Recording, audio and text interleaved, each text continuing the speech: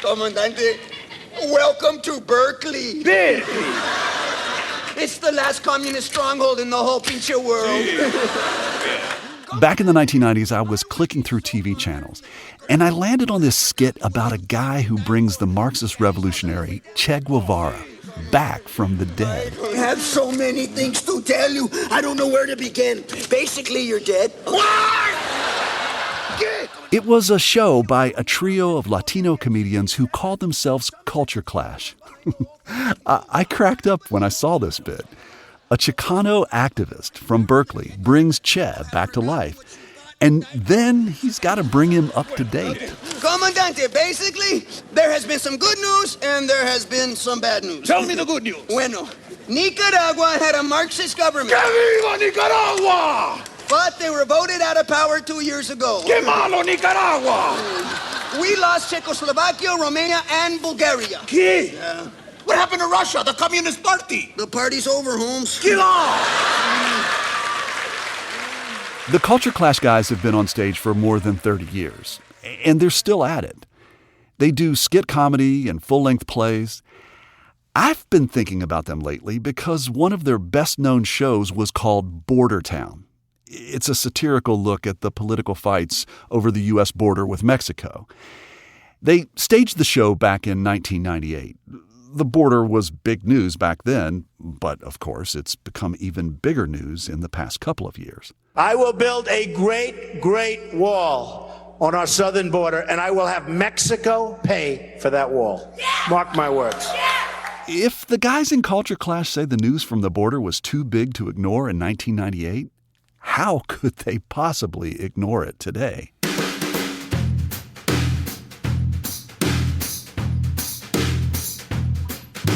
From West Virginia Public Broadcasting and PRX, this is Us and Them, the podcast where we tell stories from America's culture divides. I'm Trey K. I think the reason I really dig Culture Clash is because they interview real people and tell stories, kind of like I do. But they do it for the stage, not for the news. And they are partly the slapstick of Cheech and Chong and the oral history of Studs Terkel, but you can see Brecht and Beckett and Aristophanes in their work. I don't mention it much on this program, but before I was a journalist, I was a theater guy. My degree is in theater. And back when I was studying, there was something I heard several of my professors say. Movies are about plot. TV is about character. Theater is about ideas. And ideas are what is going on with the Culture Clash guys. They like to put the world under a microscope. They skewer public figures and poke sacred cows, and they get a kick out of making people in the audience squirm a little bit, no matter what part of the political spectrum they're on. So I was intrigued when I read that the Culture Clash guys are bringing back some of their stage shows from 20 years ago. Will you send us a link of this doohickey when you get her all polished up and sounding good, man? Yes, we definitely will. Today, I'm speaking with Richard Montoya. He's 1/3 of Culture Clash. He played the Chicano activist that we heard at the top of the show. He says they do scads of interviews when developing their characters. So when they decided to update Border Town, he says they grabbed their video cameras and audio recorders and headed back to the border. We found ourselves in Nogales, Mexico. This is 2016. And so I'd seen firsthand how the border and the border towns had changed and taken a much darker turn. There was much more death on the border. The cartels had ratcheted up. The Mexican government had ratcheted up. And the militiamen and the immigration enforcement had also ratcheted up on our side with the advent of the election of Donald Trump and his policies. So there we were in the heart of it. So the border situation got updated for me. The humor could still be there, but it wasn't the joke fest of the 90s. Right. It was very, very serious. A 15-year-old boy, Jose Antonio Elena Rodriguez, had been shot and killed by U.S. Border Patrol agents who had shot from America into Mexico. This is 2 weeks after the Trayvon Martin acquittal. So all these connections began to happen.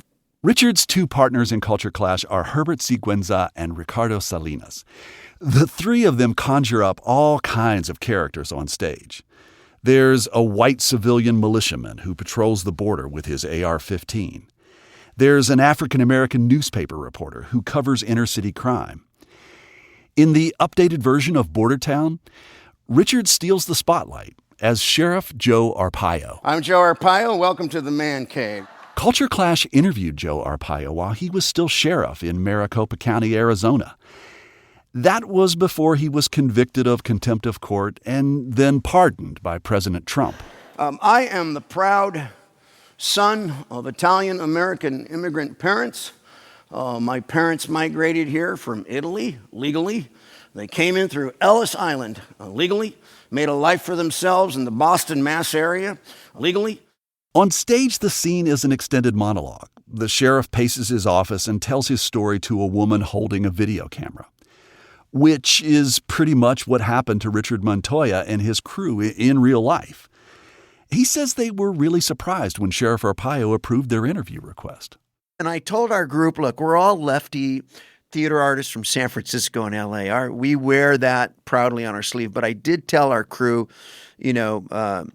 shirts and ties, let's go in. We all cannot stand Joe Arpaio, but let's go in like we're just professional people. And there was a trick in that. He kind of relaxed a little bit. And like I say, Trey, before I know it, hours had gone by, and I just found a guy that was a little cut off from the rest of the world, a George C. Scott kind of guy, cut from an old mold that we don't often get, that unapologetic guy that had worked for Nixon.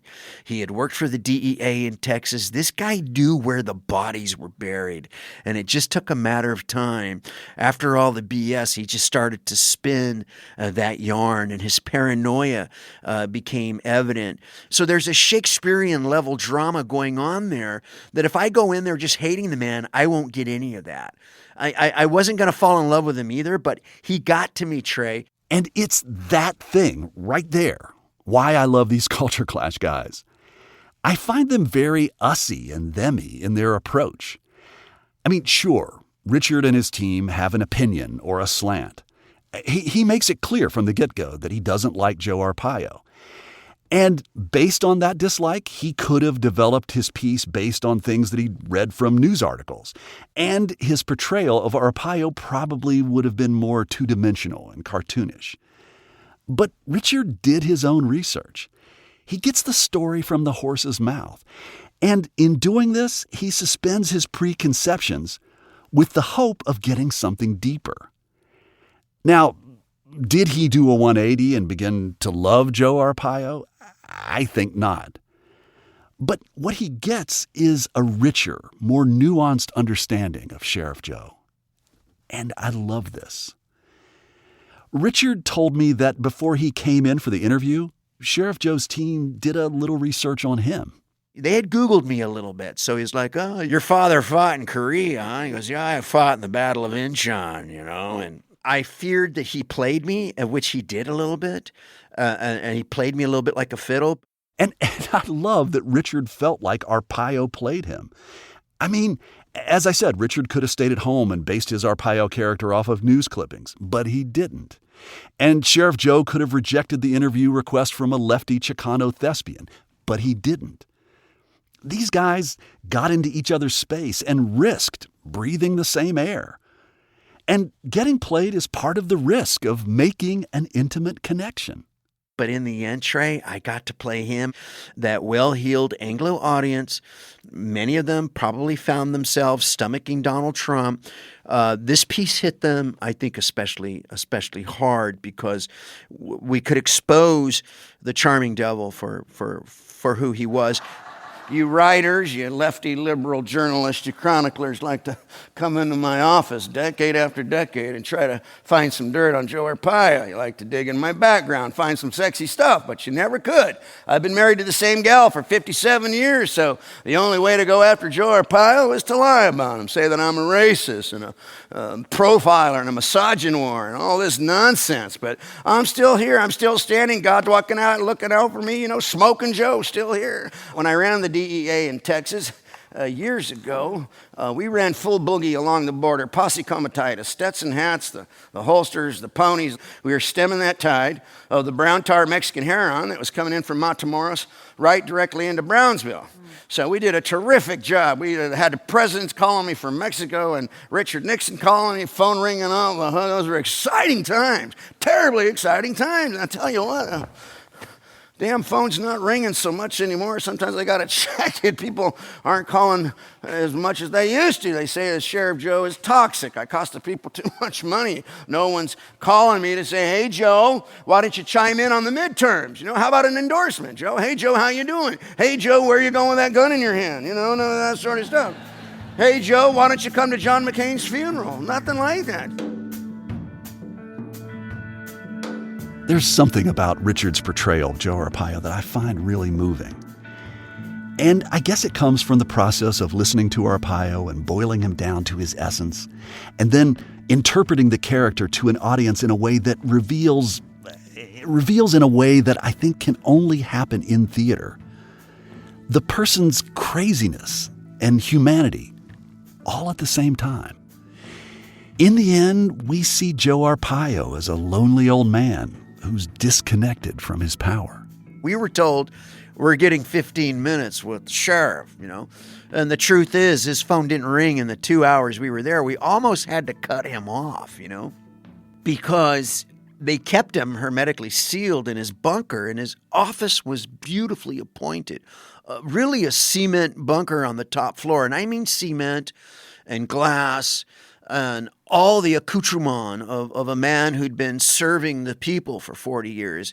Every gift, every Rotary Club, every Mason Club, every Knights of Columbus, even the conservative casino Native Americans had bestowed upon this man every gadget and toy. Here's Joe with all his stuff.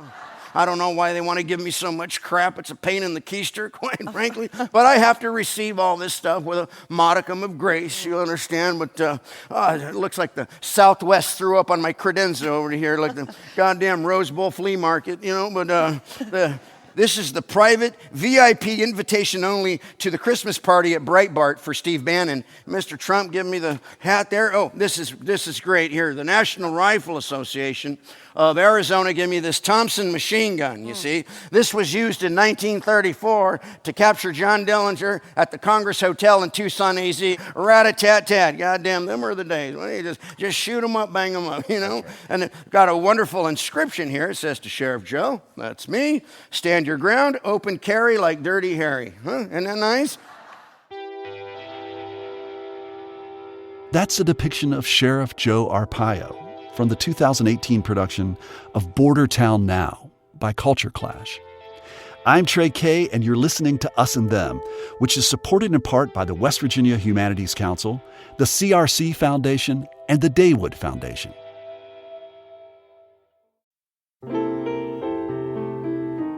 In difficult times, music gives us peace, brings us together, and helps heal us. It calms our nerves and brightens our days. That's why we're bringing you classic episodes of Mountain Stage on air and in our podcast. This is Larry Gross, host of Mountain Stage. Find something that's familiar or brand new and feel the power of live music on our website, mountainstage.org. We're talking with Richard Montoya. He's a founding member of Culture Clash. They're a trio of Latino comedians who do social satire.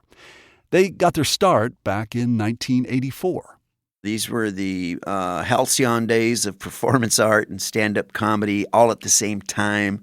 We had just experienced what we call teatro, a kind of a Chicano theater movement that was wrapped inside the activism and civil rights of the farm working fields of Cesar Chavez out here in the West. Why are you called Culture Clash? The name Culture Clash seemed to fit, but it wasn't just us as Latinos at odds with a dominant Anglo culture. There was plenty of clashing going on within the cultures. A Cuban from Miami is not a Chicano from L.A. A Puerto Rican is not a Dominican in New York.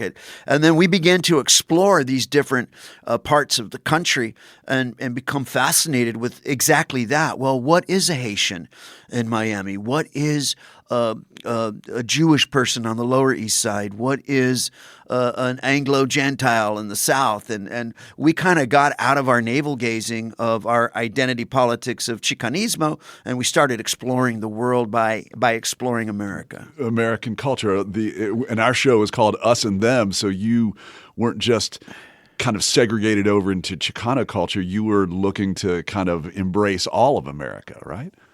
Well, I'll tell you what, Trey, we've done a really good job of segregating ourselves. We're kind of just staying in our fortified, ossified bunkers. You know, we tend to get really bunkered up, you know, and we abide by all kinds of social norms and rules. And, you know, I'm a Chicano activist, therefore I can never relate to you. So it was kind of breaking out of that, and in a very real sense, kind of reaching across the aisles and sitting down with older generations of Cuban and Cuban Americans, people that hated Che Guevara, and me having to cover my Che Guevara tattoo dutifully inked on my forearm. You know, like I had drivers in Calle Ocho in Miami that said, you have to duct tape that tattoo because we'll all get killed. And you got a sense of that intensity, and we learned something, man. We learned something about people in Boston and Chicago and the borders and going up to Seattle, and your Chicano mind gets kind of blown, and then suddenly you're kind of thinking in terms of a worldview that you find other like-minded folks, and that's called growth as an artist. Otherwise, you die and you perish, and you'll be sitting at a Starbucks in L.A. with your laptop with a dark cloud over you. But if you're willing to leave that comfort zone, man, and you're willing to go out there, you know, there's a world going on out there, and then it only gave us better tools and a toolbox to, if we wanted to explore our identity, for example, what was going on with conservative Hispanics versus radical Chicanos, what's the Dominican American experience in Washington Heights, what's going on, you know, in Brooklyn and the Bronx and the south of Bronx, and hopefully it opens up that mind. And for us, Trey, after all these years, it makes us better artists, and artists with something to say, so that we can roll into conservative Orange County or laid back Pasadena or an auditorium at the Gilroy Garlic Festival. It makes no never mind to us. What we do know is we've got something to say still, and it's more relevant than ever given the times that we're living in. Richard Montoya says Culture Clash wants to have a give and take with the audience. When they revived their show Border Town in Pasadena last summer, they had a talkback session with the audience after every show during the entire month-long run. They say they weren't really sure what to expect. L.A. is a very head for the turnstiles in the fourth inning type of town. I'm telling you, Dodgers could be tied at Dodger Stadium, fifth or sixth inning, everyone's heading for the parking lot. But that didn't happen at these talkback sessions with the Culture Clash guys. Hundreds of people stayed. That's unusual. Culture Clash is reviving their Culture Clash in America show. They're calling the updated version Culture Clash Still in America. It runs at the South Coast Repertory in California starting in late December. That's right. You're going to be there in conservative Orange County with perhaps conservative people in the audience, and you're going to be presenting them with something that might be a little bit uncomfortable? Before the lights even go down, we're coming at them. Normally in a theater, It's ladies and gentlemen, please, shut off your cell phones, no recording. Our cell phone announcement is used to disarm. We actually want people to kind of lay their arms down for a moment, their inhibitions. So as the lights are going down, before the show even begins, you might hear something like this. Ladies and gentlemen, damas y caballeros, welcome to the South Coast Repertorio Theater in Costa Mesa, California, only one horrifying block from Santa Ana, home to more than 1 million Mexicans, and endless caravans of illegal and undocumented human beings coming here to take over and move into your double wide at the Tustin Trailer Park just down the road. A final and gentle reminder to turn off your pinche cell phones. Thank you, gracias. Tampoco should your old-school Mexican pagers buzz, or if you are caught sexting during the show, you will be removed from the theater and deported to Hawaiian Gardens, California, the tropical anus of Orange County. Además, please take this moment to note the exit signs nearest you. In case of an emergency, please exit the theater in a non-hysterical, non-Hispanic fashion, and please, Anglo patrons, exit the theater first. In case of an earthquake, or should we fall into the Pacific Ocean, your seat cushion can be used as a flotation device. So please, sit back in your fine chair made of Corinthian leathers and enjoy Culture Clash.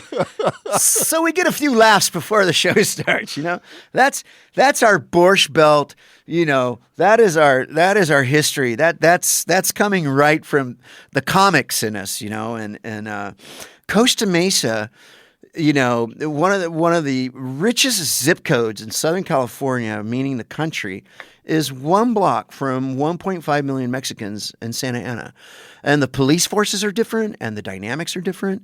And I've seen immigration sweeps, and it's just not something that we equate with laid back, sunny Orange County beaches, that there's several police agencies and police forces constantly enforcing a low-level war against brown people. Wow. Wow. So we try to find a laugh, Trey. We try to find the laugh. And what sort of reaction do you get from that announcement and from the entire show when you perform in a place like Costa Mesa? It's a little bit like a boxing match, and it's a welcome boxing match. And it's good to use that laughter, because that laughter is going to be used to get us deeper and deeper, into the psyche. And we need that. I think that's why after 35 years, Culture Clash is still relevant. We don't bring Che Guevara back from the dead anymore. We've retired Che. But this other work, this work of America looking inward, is crucial, because those tiki torch dudes scare the hell out of us. Who are they? Are they my neighbor? And in Orange County, I'd rather have a boxing match and people respond. Very few people walk out, but I want to hear the gasps. I want to hear the disagreements and the agreements. Why? Why do you want to hear them? Because it's honest and we can get the conversation going a lot better. I tell you, I have had more big white guys waiting for me at the bar in Orange County to buy me a beer or tequila or whatever I prefer. Hey, enjoyed your show, me and the missus. Didn't appreciate this one part. As opposed to being in a place like Berkeley, which the audience is so quiet, and intelligent, but it's going to be proper and correct. And I'm telling you, I'd love to go back to Berkeley Rep. We have such a history there. But it's a little bit more fun doing the show in a place like Orange County. It is, because it's more boisterous. It's very us and them. I mean, it's just like your show, and people are going to let you know how they feel. They're not going to go quietly into the night.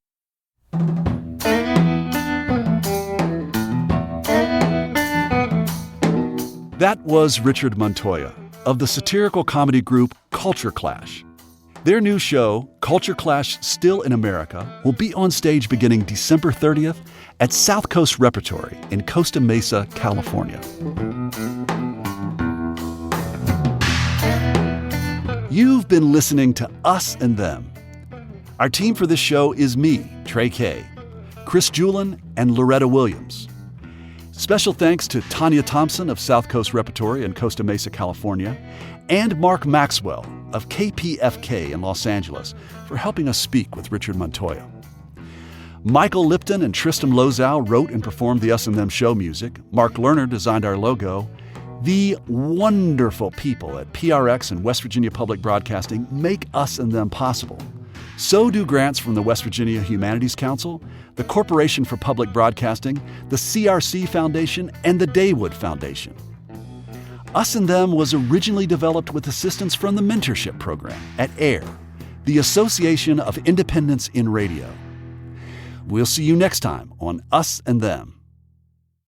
Support for this podcast comes from the Corporation for Public Broadcasting.